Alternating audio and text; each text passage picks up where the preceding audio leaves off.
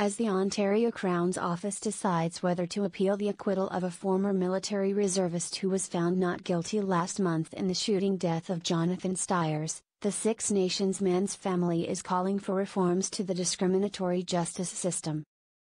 Six Nations elected Chief Ava Hill said she sat down with the Hamilton prosecutors on Tuesday to discuss the appeal process, and was told the decision is now in the province's hands.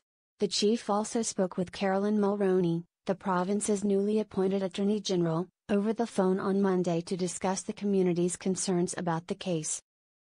She was telling me that it's not appropriate for her to comment on it because it is under the review period. But she did indicate that she's committed to improving the relations between Indigenous people and the criminal justice system, Ms. Hill said.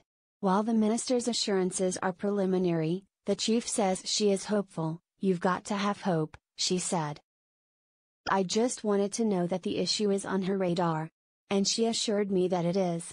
Mr. Styres, a 29-year-old father of two, was trying to steal a truck out of Peterkill's driveway when the Benbrook, Ontario, man fired two fatal shotgun blasts into his chest and shoulder on February 4, 2016. Mr. Kill has never denied that he killed Mr. Styres. But at his 2-week trial in Hamilton last month, he testified that he was acting in self-defense, applying the training he received in the reserves 5 years earlier. There was a threat, and he needed to neutralize it, he said. The jury's not guilty verdict sparked shock and outrage in First Nations communities across the province. In a statement provided to the Globe and Mail on Monday, Mr. Styres' family, including his mother, Deborah Hill, said they are calling on the Crown to appeal the verdict.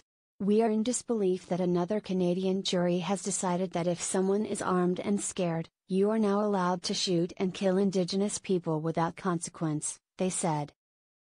The Canadian justice system has, yet again, failed another Indigenous family by continuing with the injustice and making no effort to change it. The province has 30 days following an acquittal to launch an appeal, which means a decision can be expected by the end of this month.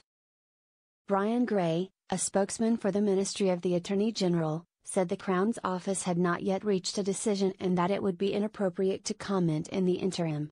According to the evidence presented at trial, Mr. Kill had been asleep when he and his girlfriend woke to the sounds of someone in the driveway outside their rural Hamilton area home around 3 a.m. on February 4, 2016. Looking out the window, he realized someone was breaking into his truck.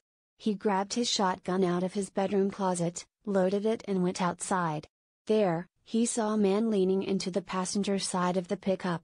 "Hey, hands up," he said. He yelled. When Mr. Styres turned toward him, arms rising, Mr. Kill fired. Mr. Styres died almost instantly, his body lying face up in the muddy driveway next to the truck.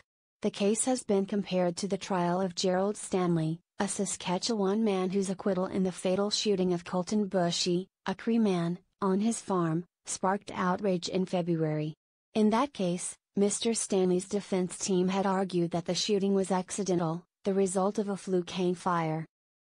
In their statement on Monday, the Styres family called on the provincial and federal government to implement actions reflecting the Truth and Reconciliation Report, addressing systemic discrimination within the Canadian judicial system. The Hamilton Crown's office referred questions to the Ministry of the Attorney General on Tuesday. Defense lawyer Jeff Manishin declined to comment.